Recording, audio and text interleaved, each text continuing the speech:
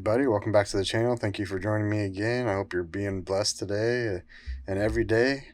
The world's getting crazier and crazier, and we don't have much time left. Many things are happening, and something big is on the horizon. And Jesus is coming soon, and that's just fact. We can see the signs everywhere. They're literally everywhere, and things are happening. One of the things that's going to be happening is the Sunday laws that are going to be coming. And I want to talk to you a little bit about it today and watch a video with you mainly. Some great guys put together a wonderful presentation over at the Heritage and Hope Ministries, and they did a fantastic job on this, and I want to share it with you in case you haven't seen it already, and point you over there to their channel because they're doing God's work right now, and they're doing an excellent job. The history that they come up with, the books that they get from literally I don't know where, but they're getting books that are hundreds and thousands of years old, and they're putting together presentations and showing you fact and history and truth on what's coming. So I want to show you a little who they are.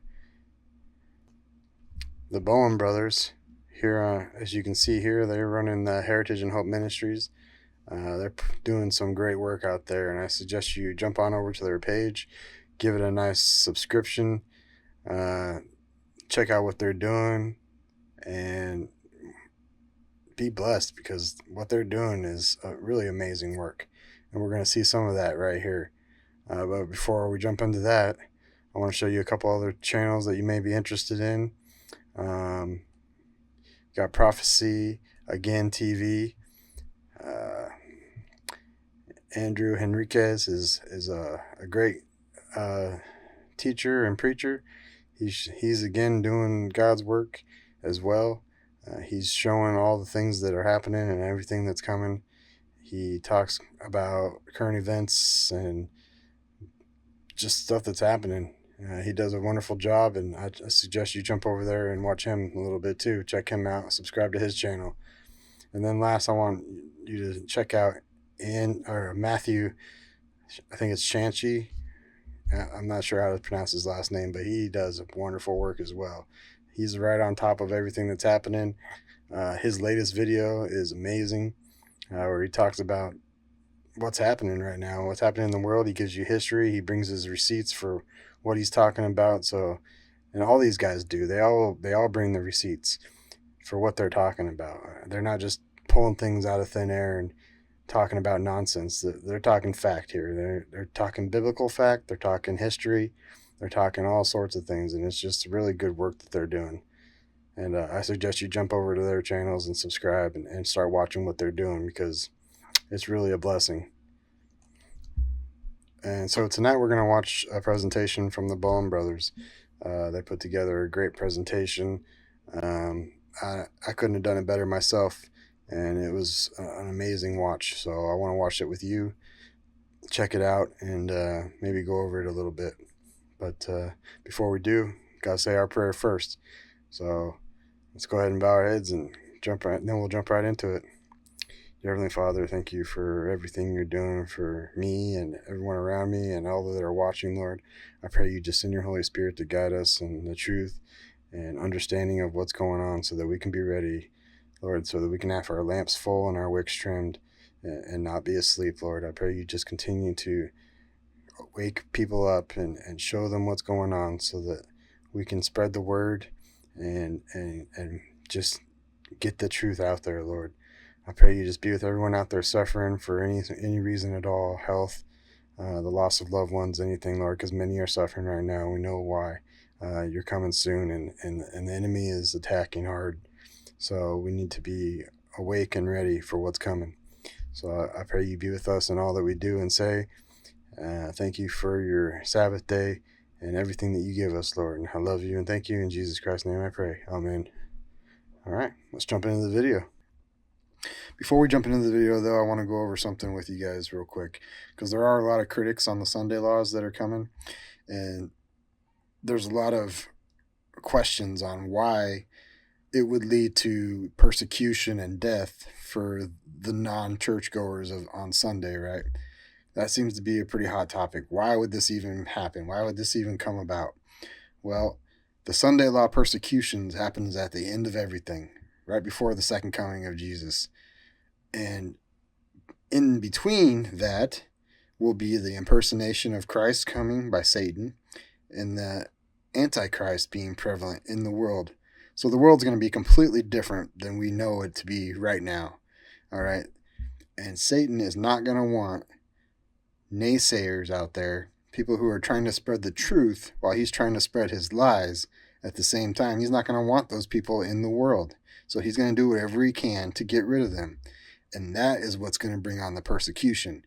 So it's not going to just be like, oh, so you don't go to church on Sundays, we're going to kill you. No, it's not like that.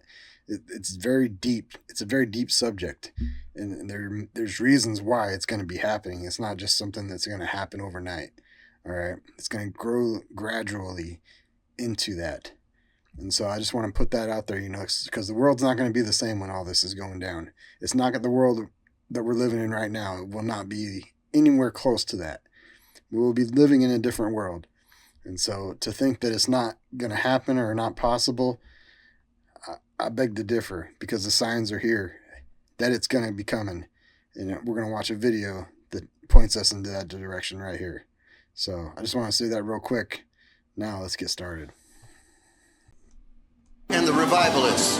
The devil has told those in the church, don't make any political comments. The devil has told those in the conservative movement, stay out of the churches. But those two forces, when they come together, all things are possible. We must go after this nation through righteous leaders and government laws, but we must also do it with the authority he has given us in the spirit to deal with the serpent and say, they're going to represent us in Washington, but we're going into our closet and we're going to run you out of our garden. And I pronounce and I decree and declare the fire of God upon all that which the devil has come to steal, kill, and destroy in this nation and this state. We stretch our hands with God and we command fire! The fire!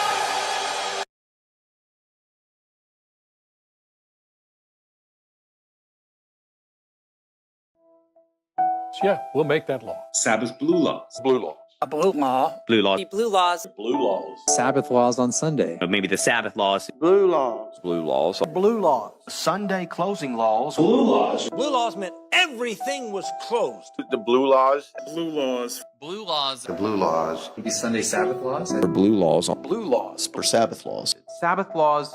Sabbath laws. I remember the blue laws. Stories about the blue laws when These laws are known as blue laws. Blue laws. Blue laws. It used to be this thing like we would impose that on the entire culture. To remember the blue laws. They have the blue law. they were called blue laws. Sunday blue laws. Everything has to stay closed on a Sunday. Germany still has blue laws. So blue laws were Sunday, everything shut down. Blue laws in America. The idea of blue laws still makes a lot of sense. We had blue laws. Remember the blue laws? Any of you remember reading about that at least? Almost every state had what was called the blue laws. Is everything's closed on Sundays? They still have blue laws on Sundays, so everything's closed. The only way to start the return to moral order in this country is by force. It's the only way. We really need to be really ruthless when it comes to the exercise of power. One of the main voices that you're hearing come of the kingdom here on this earth. Now, this next clip that I'm going to play is a trailer that we actually made for one of our YouTube videos where we sat down with the Christian beard. It's become one of the most talked about movements in America today. For some, it sounds simple, even harmless. A patriotic Christian? What's wrong with that? But the reality runs much deeper. Is it just a fringe, powerless minority? You actually don't need like a majority support of the population. You just need a strong-willed minority. And then that ruling class can shape the imagination of the majority. There's a lot of people who will just kind of shift with the imagination set by the people, the ruling class. One of the leading voices of this movement, Pastor Douglas Wilson, draws from the Chinese strategist Sun Tzu's approach to war and applies it to religious reformation, stating plainly that deception can be used to secure your position. This is an interesting postulate from a group that openly insists civil government should enforce all 10 of the 10 commandments, including, of course, thou shalt not bear false witness. All the 10 commandments must be legislated. At its core, Christian nationalism isn't merely about values, it's about power, with the ecclesiastical authority working hand in hand with the political authority. And while not every politician would identify as a Christian nationalist, some are echoing the same themes.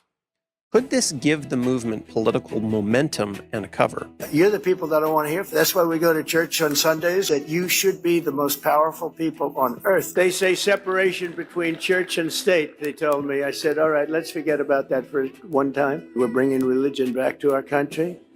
Its leaders envision a society where their interpretation of Christianity defines public law, culture, and even personal freedoms.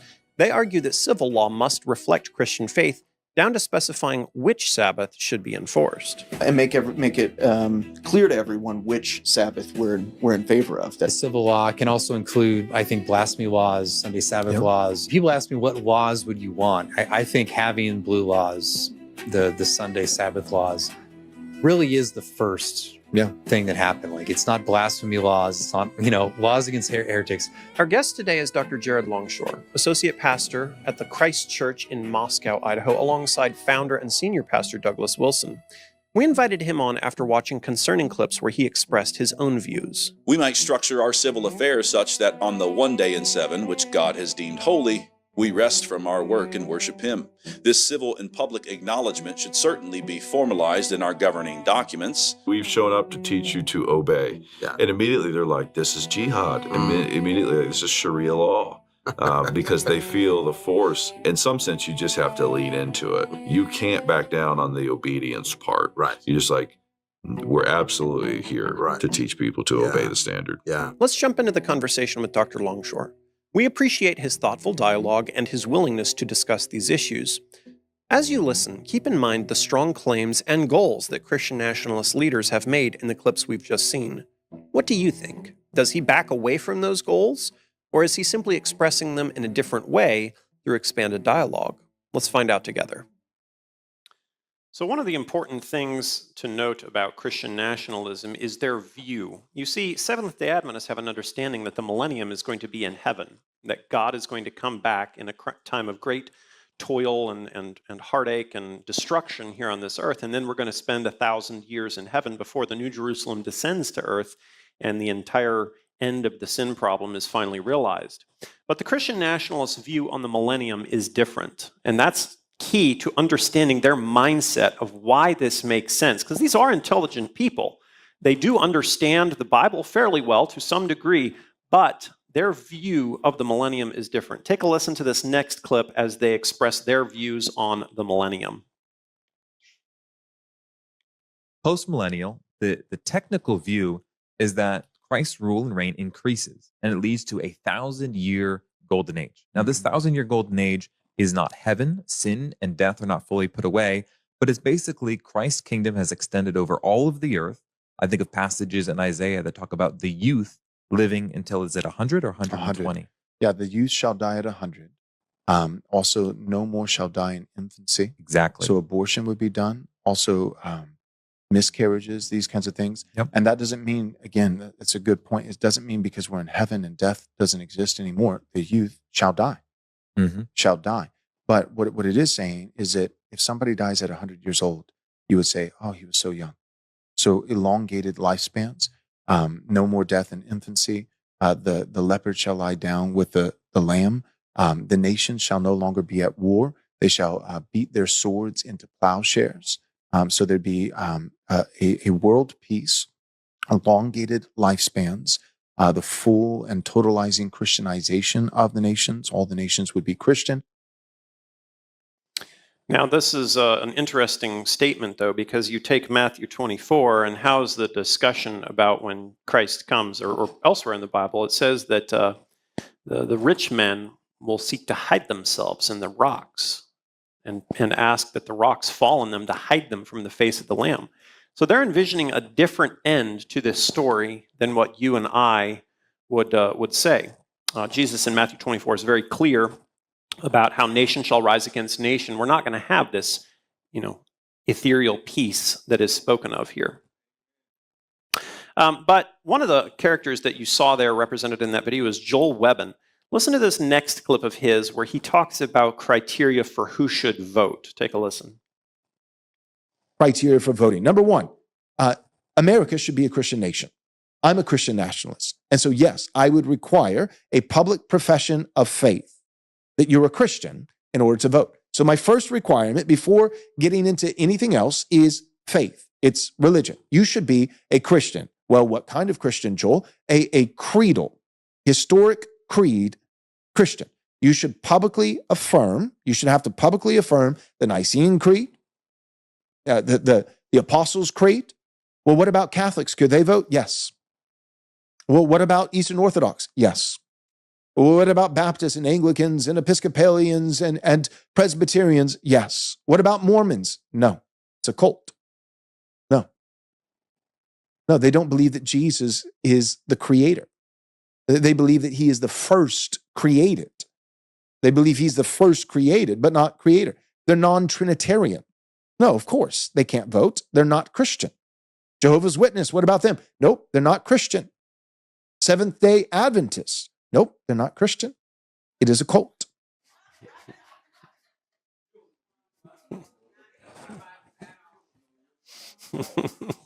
So take a listen to this next statement where they talk further about Seventh-day Adventists. What are your guys' thoughts on the Seventh-day Adventists overall? Not good. Not good. Not great. They, as far as I know, not as much Christological error. So like Jehovah's Witnesses or Mormons saying, for example, like Jesus was a created being, not divine. They celebrate the Sabbath and they believe that it was wrong to move it to Sunday. And so they observe Saturday as the Christian Sabbath. There's strains of doctrine that say Christ entered the most holy places in 1844. They get real weird on the end times, as most cults end up doing. So do not love the Sabbath piece. Do not love the Saturday piece. Don't love all the end time stuff. Ellen G. White, she claimed she had a prophetic gift, that she saw all these things. It's not good. Does God in his kindness still save people that even despite, this is a very big despite, not because but despite all of the errors of the church, save them because they've said, I open my Bible and I see Jesus died for my sins. I think that's possible. I'm not God. I know he will be just. However, still, as the emphasis would say, don't trust in that church for salvation. Don't trust the people there are trusting in Christ as much as possible.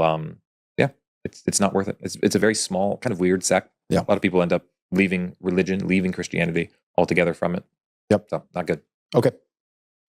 What's interesting is he says it's a very small, weird sect. You know, there's 20 million Seventh-day Adventists worldwide versus there's only about 5 million Mormons, and yet Mormons are more well known here in the United States. Well, how many Seventh-day Adventists are actually in the United States? Only about 1 million. And of those, the number of church-going Seventh-day Adventists is probably significantly lower than that. And so to a lot of people, we are still technically unheard of. But has a minority ever been, can we ever discount it because it's the minority? The children of Israel, when they left Egypt, were they the minority of the world? But they were God's chosen people, right? So, you know, the Christian nationalists are getting a lot of attention these days. Listen to this next clip about Douglas Wilson, who we actually sat down and did an interview with. Listen to this interview or discussion that he had on CNN.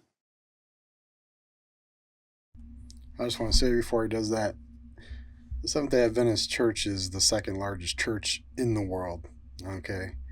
And we are not a cult. You cannot describe a cult and it be the Seventh-day Adventist Church. It's just, that is such nonsense. That's just what they use to discredit the church, okay? And we believe in Jesus Christ as our Savior, and we believe in the Scripture over everything, okay? Don't let them tell you any different, because it's nonsense. All right? And I'll do a video on that sometime here in the future, because there is a lot of nonsense out there, a lot of lies about the Seventh-day Adventist Church for reasons I don't know. I can only assume is because we preach straight Bible. And that's it. I mean, we don't twist anything. We don't turn anything. It's straight Bible here from the SDA Church. So what these guys are talking about is complete nonsense. I just wanted to say that real quick. Let's get back into the show.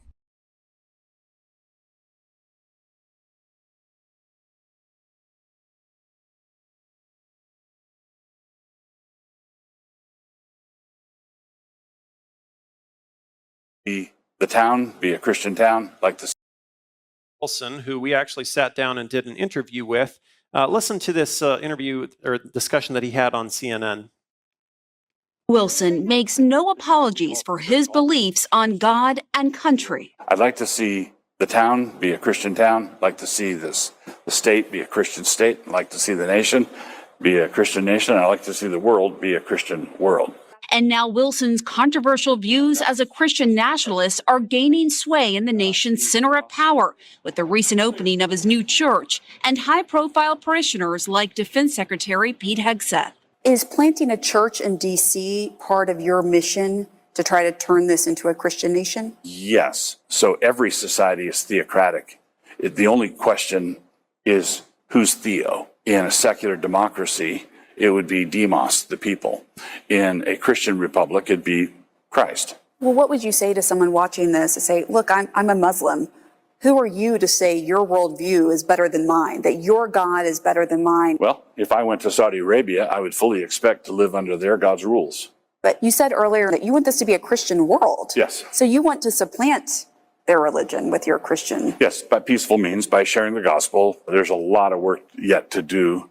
I believe that we are working our little corner of the vineyard. Wilson's Little Corner, a picturesque campus nestled on the outskirts of downtown Moscow, Idaho, is growing by the day with thousands of like-minded Christians. Parishioners of his church, known as Kirkers, own and operate several businesses downtown next to liberal college town stores. If it's true. Why did he yell boo? Because of me. Because of you. Yeah. Well, there you go. That's a regular day for you. That's not unusual. His fellow pastors, Jared Longshore and Toby Sumter, agree. In my ideal society, we would vote as households. And I would ordinarily be the one that would cast the vote, but I would cast the vote having discussed it with my household. But what if your wife doesn't want to vote for the same person as you? Right. Well, then that's a great opportunity for a good discussion. There are some who have gone so far as to say that they want the 19th Amendment repealed. I would support that. And I'd support it on the basis that the atomization that comes with our current system is not good for humans. And now there's a monthly prayer service at the Pentagon, initiated by Hegseth, Wilson's highest level connection to the administration. It's not organizationally tied to us, but it's the kind of thing we love to see. For his part, Hegseth has publicly praised Wilson. Now we're standing on the shoulders of a generation later, the Doug Wilsons and the others. Wilson's influence spans the globe with more than 150 churches.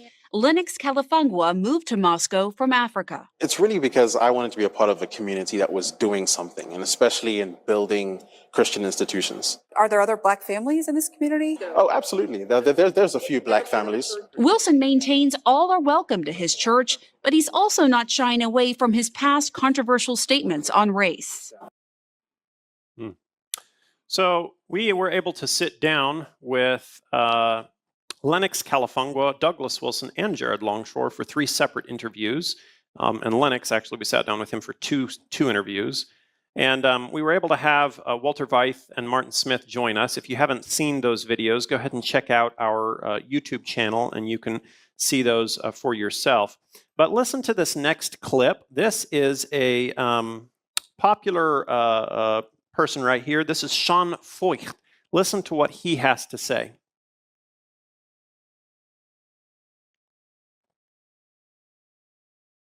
That's why we get called. Well, you're Christian nationalists. You want the kingdom to be the government. Yes. You want God to come and overtake the government. Yes. You want Christians to be the only ones that, yes, we do. We wouldn't be a disciple of Jesus if we didn't believe that. We want God to be in control of everything. We want believers to be the ones writing the laws. Yes, guilty as charged. You know, in addition to that, you're seeing the faith being pushed into the White House more and more. And not all of it is necessarily totally evil. You have popular singers that are going to the White House. Take a listen to this clip right here.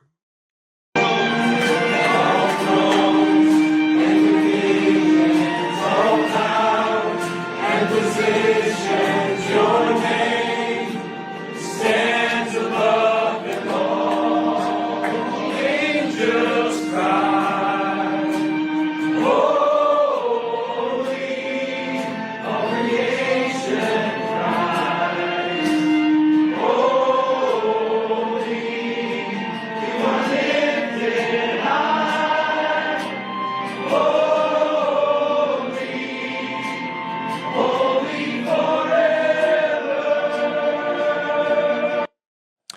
So, you're seeing this push towards a combination of church and state make its way into documents. And one of those that you're seeing push this is the Heritage Foundation. And this was what happened a couple days ago, actually. Listen to this discussion by Axios about this next clip. From the people who brought you Project 2025, prepare yourself for 2026. The Heritage Foundation's policy priorities are out for next year, and they are building on what the Trump administration has already achieved. The conservative movement is calling it the golden age of choice. The golden age is a choice. It's a choice to prioritize families and empower local communities. A choice to find dignity in prosperous and honorable work. A choice to prioritize our nation's safety, protecting our homeland and standing strong against foreign threats. Joining me now, David Graham, staff writer for The Atlantic and author of The Project, How Project 2025 is Reshaping America. David, welcome. Good to have you on the show here.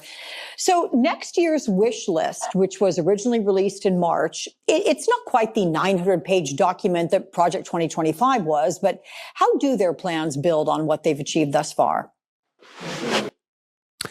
Now, take a look at what they actually have to say here. I got some slides here that I'll show you. So this is an article that came out on the 9th, meaning 2 days ago. Or actually, this came out yesterday, but the article in question came out 2 days ago. The Heritage Foundation has a call on the U.S. to prioritize marriage and family. This is by ABC News. And if you read it, it says, among its recommendations, a marriage boot camp designed to prepare cohabitating couples for marriage, a universal day of rest that would build upon blue laws that limit alcohol sales in some municipalities and discouragement of online dating, in part because of the research showing that couples who meet online are also less likely to get married in the first place. Does it make the hair on the back of your neck stand up a little bit when you see major news outlets talking about something that we have known is going to happen from reading the final pages of the Great Controversy and known this is going to happen for over 100 years, and it's happening in our lifetime? What does this signal? Let's go ahead and take a look at what this document says. It's about a 250-page document right here. Saving America by Saving the Family, a Foundation for the Next 250 Years. Now, mind you, this is coming from the Heritage Foundation that pushed forward Project 2025.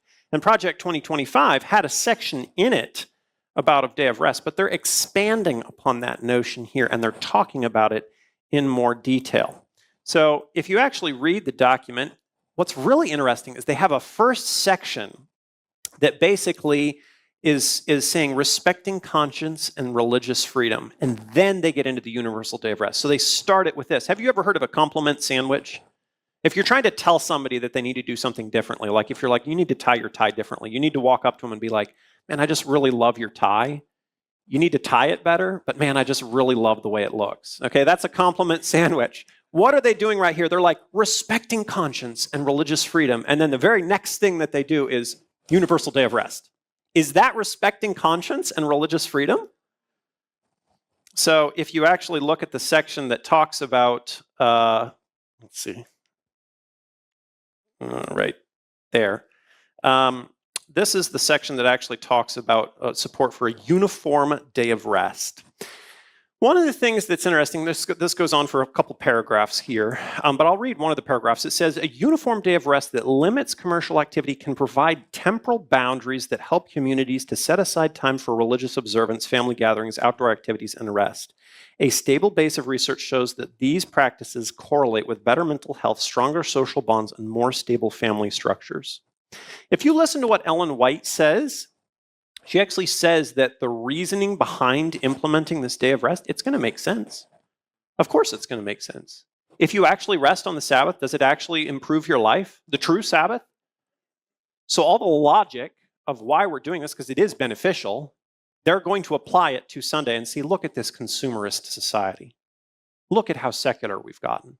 Look at how the rat race, look at this capitalist society. It's just buy, buy, buy, buy, buy. We've got to close everything down. And it's going to make a lot of sense to a lot of people.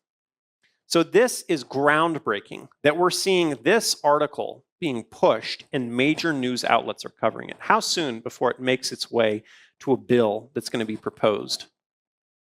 Would Trump sign it? We'll find out. Take a look at this next slide here. So one thing that Donald Trump has been doing is he's been gilding everything.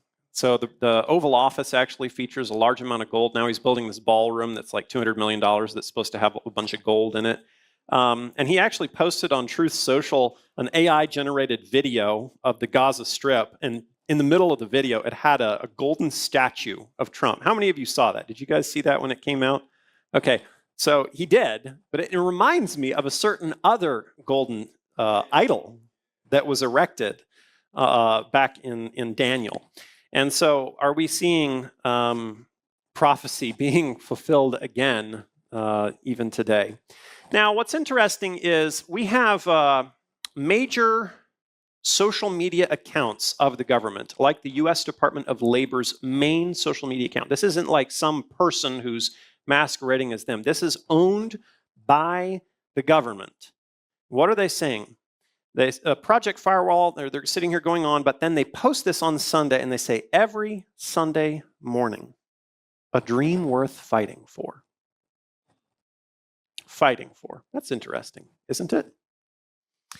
But then they haven't stopped there. They've actually been starting to do this. James, it's been pretty much every week now for the last 3 or 4 weeks where they're every Sunday. Tell you what, you guys, if you're on Twitter tomorrow morning, log into Twitter and look up the U.S. Department of Labor and see if they post. They've been doing it pretty consistently every Sunday. I think it's like for the last 3 or 4, so we'll see. But every Sunday they've been posting a picture of church, kind of a whimsical town with people going to church, and they're saying, "Happy Sunday, everyone." It's actually 5 weeks. And this is coming from the U.S. Department of Labor. Here's one of their other posts. Going to church.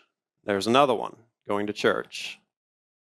And they say, faith in God, law and order, pride in our homeland. These are the central tenets of the American way of life, a way of life worth fighting for, again. So like I said at the onset, we're seeing prophecy being fulfilled in social media posts and in news outlets talking about this.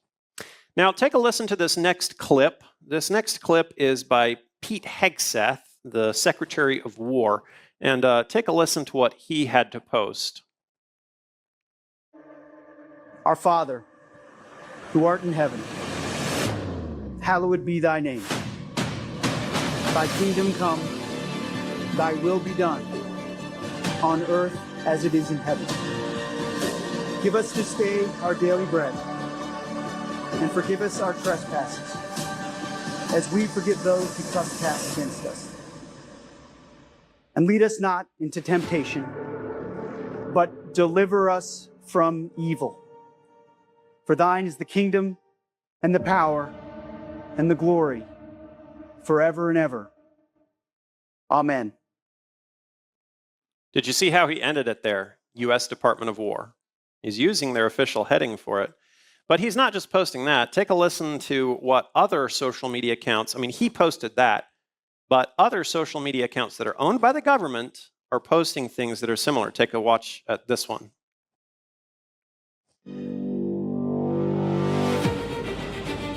See the text that's overlaid there? And the imagery that's being used. What is this prepping America for?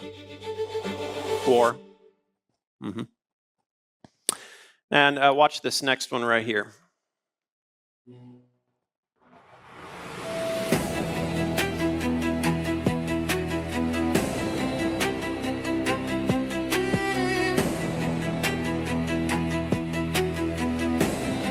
You see, this isn't just a single isolated post.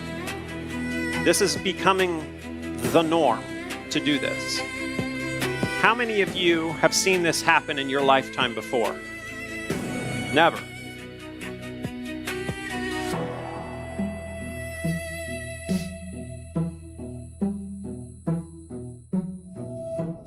Now, this next one, the wording that was interesting with this next clip, take a listen to this one. I think about sometimes, many times. It goes, and I heard the voice of the Lord saying, whom shall I send? And who will go for us? Can roll on for a long time, roll on for a long time. Sooner or later, gotta cut you down. Sooner or later, gotta cut you down. And I said, here am I. Send me. Through your rock and hide your head, working in the dark as your fellow man. The shooting sky made black and white.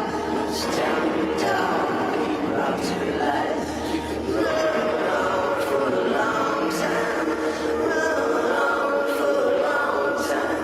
You can run on for a long time. Sooner or later, gotta cut you down. Sooner or later, gotta cut you down. Isn't that such a twisting of Scripture? Here am I, send me, and they're using it for war. Interesting. You know, you're seeing a popularism of denying separation of church and state, and a lot of times it is coming from Catholic voices. This next clip is by Dr. Taylor Marshall. He's a Catholic author and commentator. And take a listen to what he has to say about church-state separation right here. This is from 1864. It's Pope Pius IX. He wrote a document called the Syllabus of Errors. All right. He listed things that were erroneous, that were bad, and he condemned them. Here is one of the propositions, Proposition 55, that was condemned by the Pope. Quote, right on the screen. Quote, the church ought to be separated from the state and the state from the church, end quote. This proposition was condemned as heretical. All right, so if you make this proposition, that is condemned, that is anathema, that is heretical. If you are a Catholic, you cannot say this, and I quote, the church ought to be separated from the state and the state from the church. What is Pope Pius IX teaching us? He's teaching us that there is a true integration of the church and of the state. So the church has the vocation, the call, and the graces to elevate the state. It can call the state to have a Catholic understanding of matrimony, of family, of adoption, of laws, of just war, of usury. And this is exactly what should happen. And in successful Catholic countries, Christian countries, historical, that is what happened. Were there abuses? Yes. Guess what? Humans and their concupiscence from original sin kicks in. People submit to evil. But the proper arrangement is the Catholic one, and that is an integration of church and state, state in its lane, church in its lane, but integrated. Are we not told in Revelation 13 that there's a second beast who's going to make an image to the first beast? You know, you're seeing that, though, played out. Take a look at this picture right here.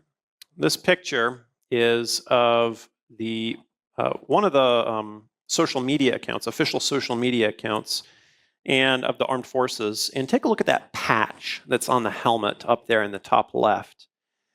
You know, that's actually a Crusader's cross. And it's from the Order of the Holy Sepulchre in Jerusalem.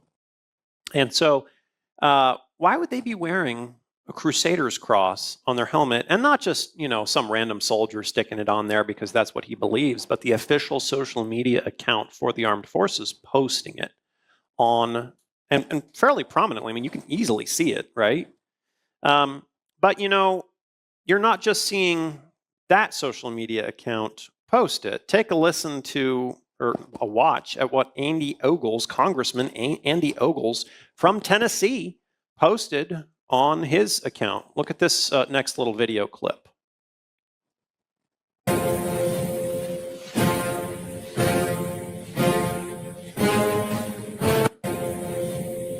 So what does he say here? He says, we must stand and reaffirm that this is a Christian nation. This is a battle of good versus evil. That's what he's captured there. I don't know if you can read it or not. What kind of imagery is he using? But, you know, you have other social media accounts that have got wide amounts of following, like the Knights Templars, for example. And they're all pointing at one thing. They say, well, Catholic, Orthodox, and Protestant, we're all united on one thing, that Christ is king of all nations. And that's something that you're hearing a lot from the Christian nationalists out there, is that Christ is king. There's a number of resolutions that have gone forward. James, wasn't there one, I think it was in North Dakota, it was up there in the Dakotas, where they wanted to pass a resolution in the legislature, and it wasn't a law or anything like that, but it was just a resolution that Christ is king. So you're seeing this pushed, Christ is king, Christ is king, and what they're trying to do with that, in my mind, is basically get out the hammer and chisel and start making God's kingdom here on this earth. Let's go get some crystal. Let's build the Crystal City right here. So, but take a look at some of these next posts by the Knights Templars.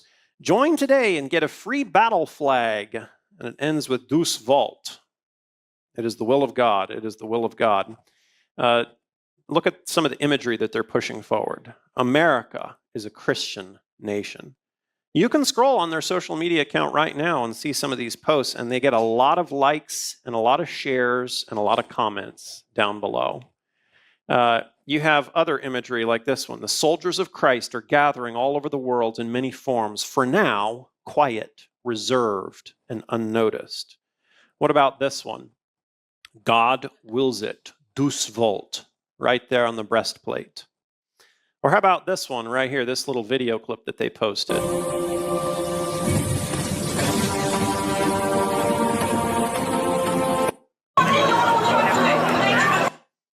What about this right here? Hail Christ. Will you follow the Son of God? And he's surrounded by crusaders on either side. Is this your future? Showing the Knights Templars dressed in combat gear, ready to go. But you know, one of the things that we've seen that's been talked about all over the United States has been this book, which was flying off of shelves. This is Stop in the Name of God by Charlie Kirk. And this is a picture, actually, I think this was at our Barnes & Noble, James? Pretty sure right there where we are. This was at our Barnes & Noble. I went there that same day this picture was taken because I was going to get a copy because we were going to review the book. And all the copies were sold out. And I had to drive like 30 or 40 minutes to the next bookstore to get a copy of it so that we could read it and see what it said. But you know, you're seeing this book being pushed by the President of the United States. 1 month before a monster took him away from us, the great Charlie Kirk finished his final book, Stop in the Name of God, Why Honoring the Sabbath Will Transform Your Life. And he's selling it, Donald Trump is selling it on his website, 45books.com.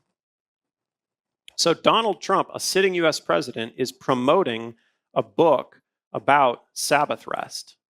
Now, we did a whole long video about that book that's on our YouTube channel where we go through and talk about the truth that's mixed with error that makes up that book, and how there's pages in there, I think it's page 194, says that, let me be clear, it doesn't matter Sabbath versus Sunday, really what day you pick.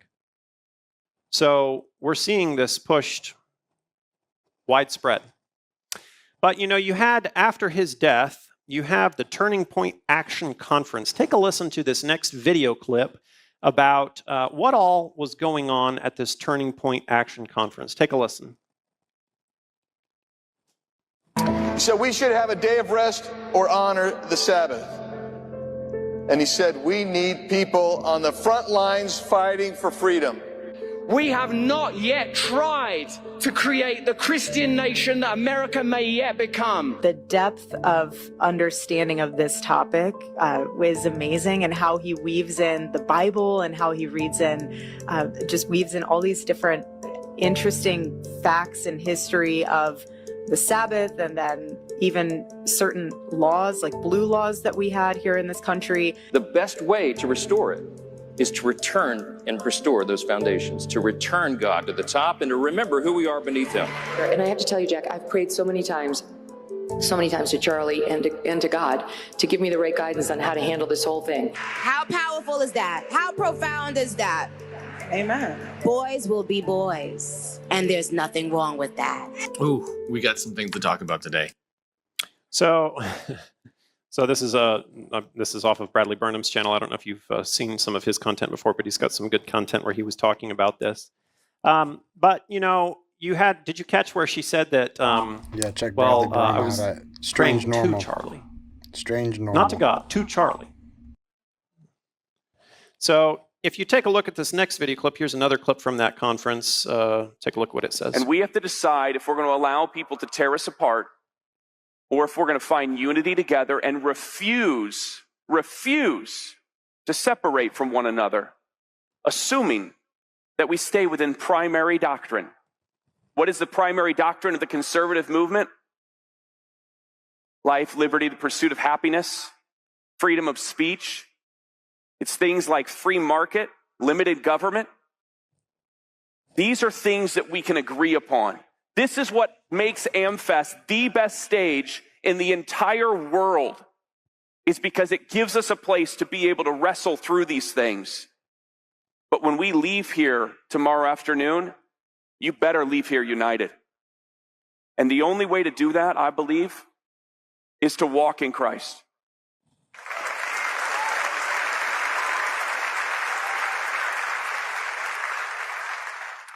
Charlie's book is about the Sabbath. In Hebrews 4, it talks about Jesus is our Sabbath day rest. See, I believe that we have something that the world doesn't understand, and that is peace.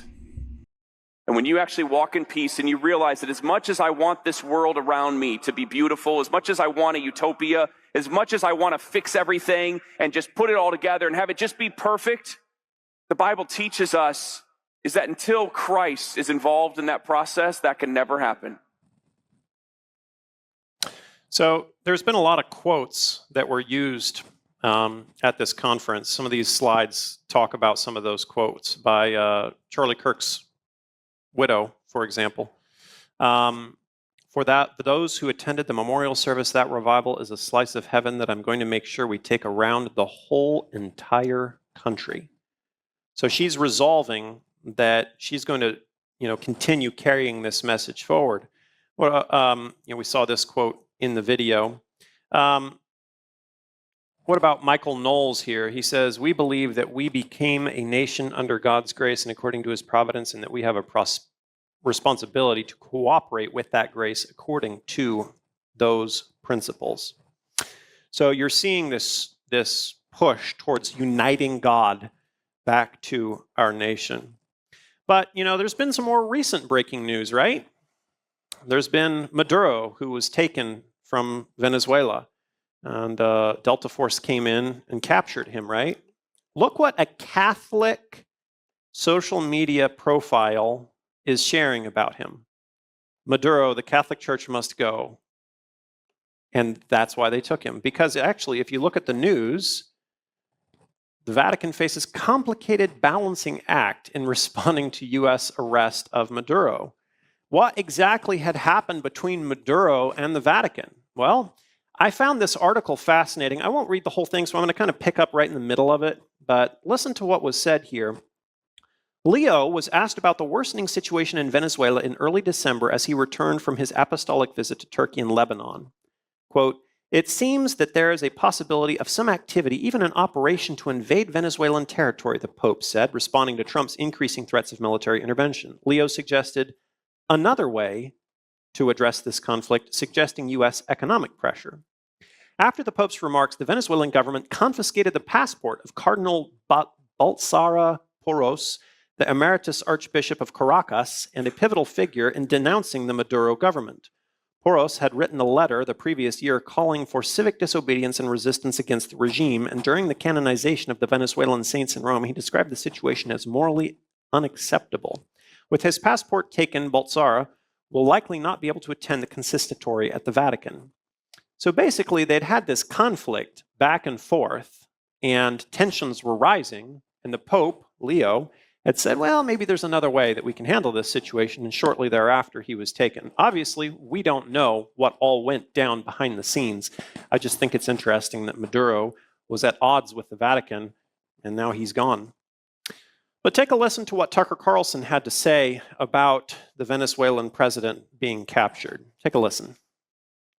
The United States has moved into the imperial phase of empire, leaving the republic, shifting to empire. And that's a pretty familiar life cycle for civilizations. And so we sort of roughly know what will happen. The first thing that's going to happen is that the energy and the power will vest in the executive and not the legislative branch. Congress will inevitably wither. It already is. They were not consulted before we took out the president of Venezuela. They had no role in this whatsoever. They have a constitutional authority here. That was ignored, as it has been many times in the past. When was the last time Congress did something of note? It's been a long time. And that, if you take 3 steps back, is probably not surprising. That's the way these things go. The power moves to the executive, to Caesar or the president or whatever you call him, to the national leader. And that trend will accelerate over time for certain, not decelerate. And that has all kinds of implications, one of which is national elections are now everything. It's always mattered who the president is. Now it matters more than ever because the president has the ability to act unilaterally in the way we just saw. Take a listen to this next clip by Joel Webbon. 60 years ago, we had some very intense laws on the books about sodomy, about race mixing, about blasphemy. Pornography was effectively illegal for a long time. There was a case with Larry Flynt, which is what made it more permissive. And I think that we've clearly just gone way too far in the opposite direction. Yes. I don't want to go back to the Middle Ages. I don't even necessarily want to go back to the 1800s. But I think that we have definitely just gone so far in the opposite direction where anyone can recognize, you go into the city square and it's nudity, weed, public intoxication. Among Protestants, like I've gotten a lot of pushback. A lot of Protestants who are like devout in love the Lord and want to see America be a Christian nation. There's just something in their American DNA, when I would argue modern American, because America wasn't actually always this way. America had, we had blue laws, Sabbath laws. We had blasphemy laws, right? So it's not even just once upon a time in Israel. No, it's like it's been done before, it's been done recently, and it's been done here. Right. It actually is American. Actually is. Hasn't been for a little while, but actually is. But yet what I'm saying is that a lot of these Protestants who really love God, I'm not questioning that, and really want the country to be Christian, they still, anything within the first table. So they would differ from you. They'd be like, yeah, murder is capital punishment. But the example that you gave, like something that's exclusively only a blaspheming the church, blaspheming Christ, they would say, well, yeah, that's really bad, and that should be frowned upon. But the state has no business enforcing any kind of moral law of God within the first table of the law. Love the Lord your God. Don't make any graven images. Don't take his name in vain. Remember the Sabbath. And the fact that you actually have like a case study that would fall in that category is based. I like it. Good. So, but we're also hearing some Catholic voices online as well. Take a listen to this clip and listen to what he has to say. I'm doing this really to encourage our viewers to do what my team and my family, we all want to do more of. We want to spend Sundays with God and family, the way it always used to be. We want to forget about the internet for a few hours, which is becoming a godless, toxic place. So at least on Sunday, we're not going to do any internet at all. Get rid of the phones and everything on Sunday in my home. And by the way, this idea of keeping Sunday holy, the fact that it was being violated, that Sunday was not being kept holy, even way back in the 19th century, this was a huge part of the message now of Our Lady of La Salette. If you read her message, a lot of it has to do with the desecration of Sunday as people stepping away from the practice of keeping Sunday holy, right? And we want to do something about that. Certainly on this show, we want to do our part. So we'll be moving to Thursday from Sunday. It's going to happen on Thursday nights at BrendanTV.com. Now, if you take a look at what people are saying on Twitter, these next few slides, you'll see over and over, you're seeing a grassroots push for a return to Sunday blue legislation. Take a look at this, this slide right here. The way it used to be, it should have been a national holiday where everything is closed except essential businesses like the old Sunday blue laws. Or what about this next slide right here? I'll see if these slides will show up on here. There we go. I loved the 80s. It was a more normal time in American society. Traditional family, church attendance, blue laws. Or what about this one? Yes, I would love to see the return of blue laws. They should have kept the blue laws and kept Sunday as a day of rest. Bring back blue laws. You know, you see people all over the internet saying we need to have blue laws. You know, you even have this, this was an interesting statement right here. My fellow Christians, watch out for Operation Shabbat Shalom. That's the push to encourage you to stop going to church on Sunday and switch to the Jewish Sabbath on Saturday. This is heresy. Christians begin observing Sunday as the Lord's Day to commemorate Jesus' resurrection in the first century. But you know, if you listen to James's presentation this morning, we know that's factually incorrect. We know that we have the truth. We have the history on our side to prove it. James's Sabbath presentation, which he greatly trimmed down for today, is well over 200 slides that talk about the history of the Sabbath. And so we can go back through century by century and prove that God has always had a faithful remnant that have kept his Sabbath holy. You know, you have a lot of people saying that the Catholic Church is the unlikely candidate to tame Trump. Have you seen the Catholicification of the United States government system? I think it's 7 out of 9 Supreme Court justices are now Catholic or have been Catholic. I think one of them does no longer claims to be Catholic, so it might be 6 out of 9. But a majority of them are Catholic. You have Marco Rubio, you have J.D. Vance, you had Biden. So we're seeing Catholicism come to the ascendancy in America like it hasn't ever before. But going forward from there, I have a couple of other video clips. I think we already played that one. This is from go forward. Listen to this new voice that came on the scenes, Joshua Hames, and listen to what he has to say. It depends. I mean, the left would if they could look at the law books from the founding of our nation, they would say, well, that's a Christian dictatorship. Yeah. We had Sabbath laws, right? No working on Sunday. This is legislated, right? We had Sabbath laws. We had blasphemy laws. They were actually prosecuted throughout our history, right? And that's up until just a few decades ago. And so, was that a dictatorship? No. That was an experiment in the freest nation in the entire world, but it was a free Christian nation, right? And so, will it be like a dictatorship? No, but it will be dangerous for our enemies. So, and what I mean by that is that the leftist who wants to hold on to abortion as a sacrament, sorry. Patterns that that encourages family worship or some kind of family Christian instruction, they have those social aspects. But then there's also the legal aspects as well, that there would be a day of rest, that there would be Sabbath day. I think that's the most fundamental. The first law that our country should bring back at the county or state levels should be a Sunday blue law. And that should be to restrict ordinary commerce so that people would be encouraged to attend church. That's first step legally. But that's another way that people act. They elect people to office, and that office is an office of God for the good of the people. And one of those things should be that they act for the Christian good of the people. Now, this next clip that I'd like to play here, it's a little bit of a long clip, but so I'll play the first half of it, and then I'm going to skip to the second part that is further down. This is Glenn Beck. He's a popular commentator on YouTube, and he has a podcast. So listen to what he has to say, because Apple introduced digital ID if you have Apple Pay in your phone, you can pay with your phone somewhere when you go somewhere. You can load your debit or credit card into it.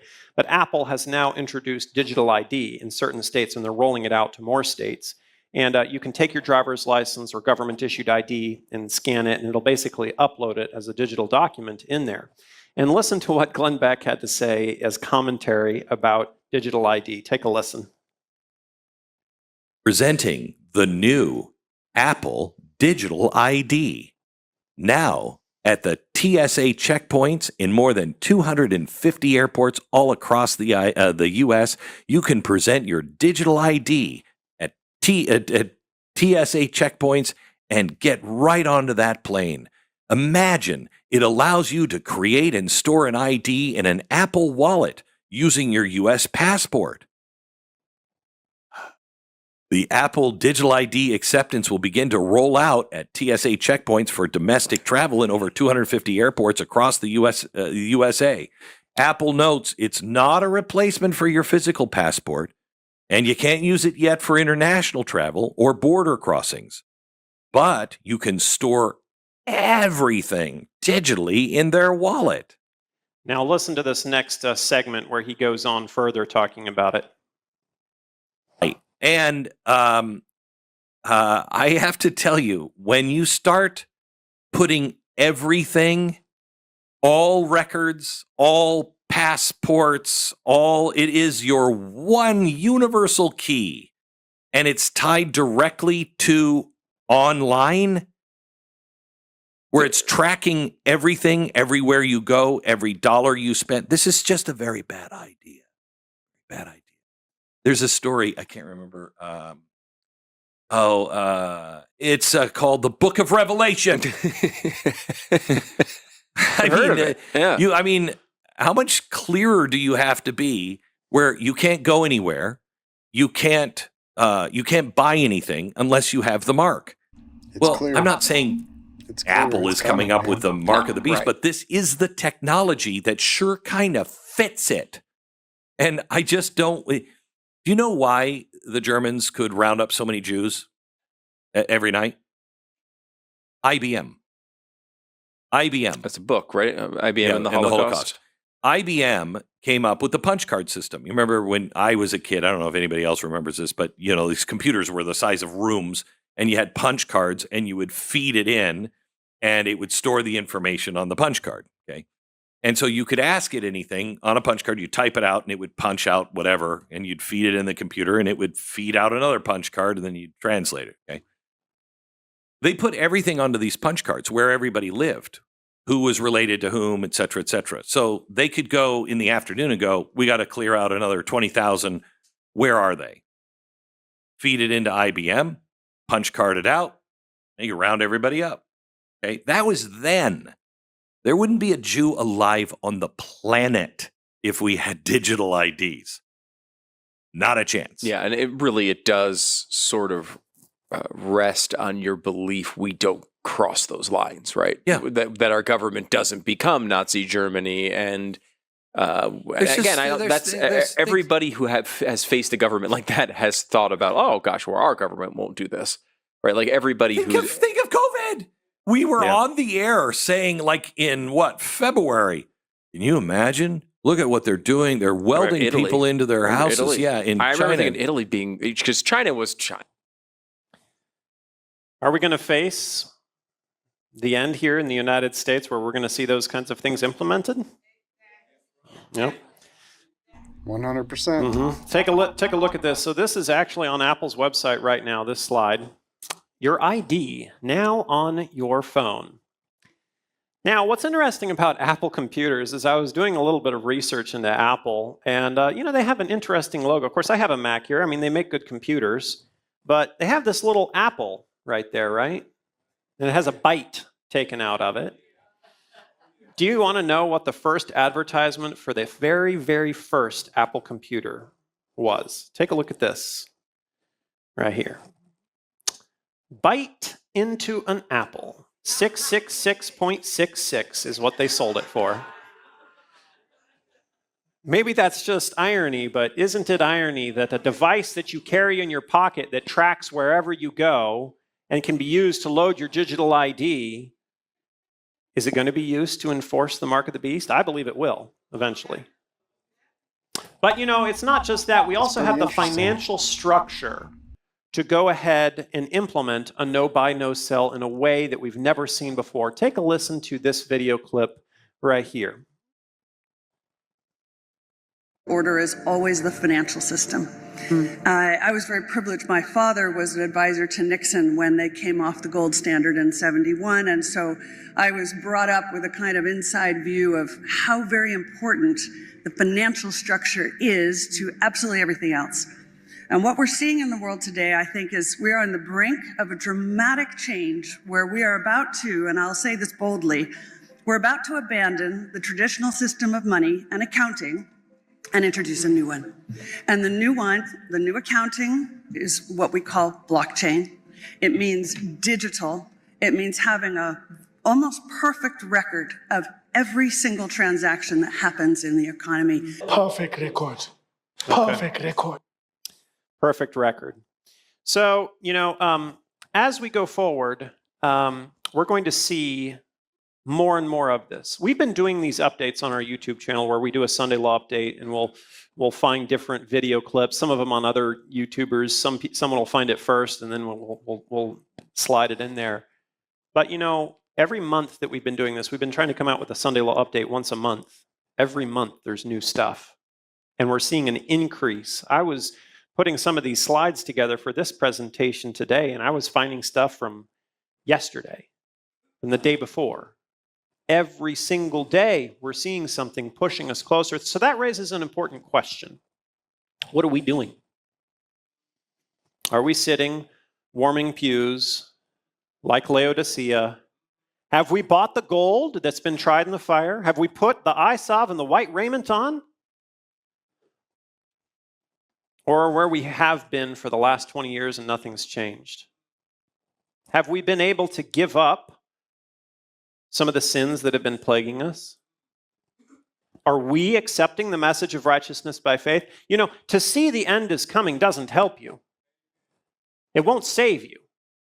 You can have eyes wide open and still take the mark of the beast.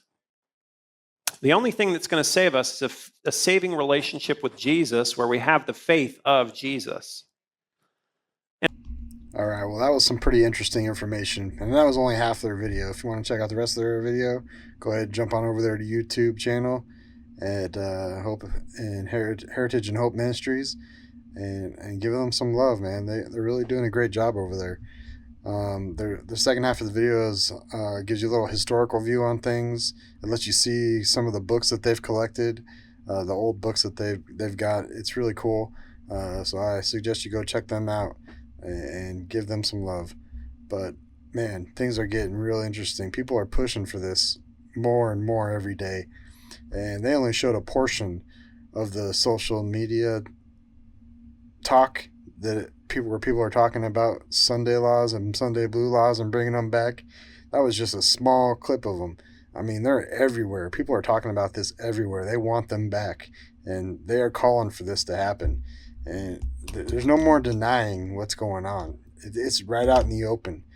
And so we need to be ready. We need to be ready. And that digital ID that's coming, it's going to put everything in play where they can control us every which way they want to. All right? They're going to track us, and everything we do is going to be tracked. They'll be able to turn our money on and off once it goes digital.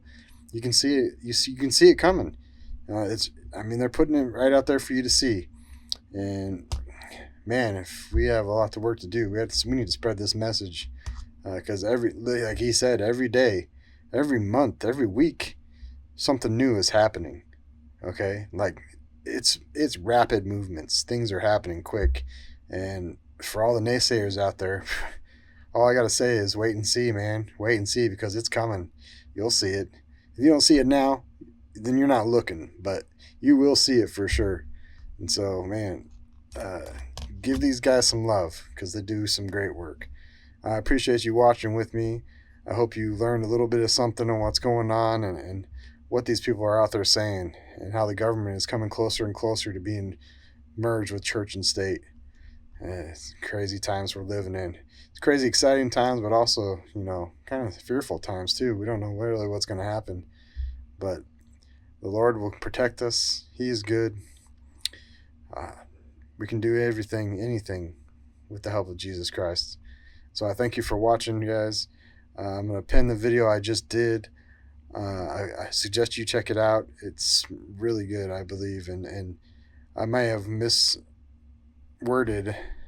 when I'm talking about the prophecy. I'm trying to talk about the 1260 year prophecy, not the 2600 year prophecy, which is not even a thing. I accidentally just said it wrong. But go ahead and check out that video right up here.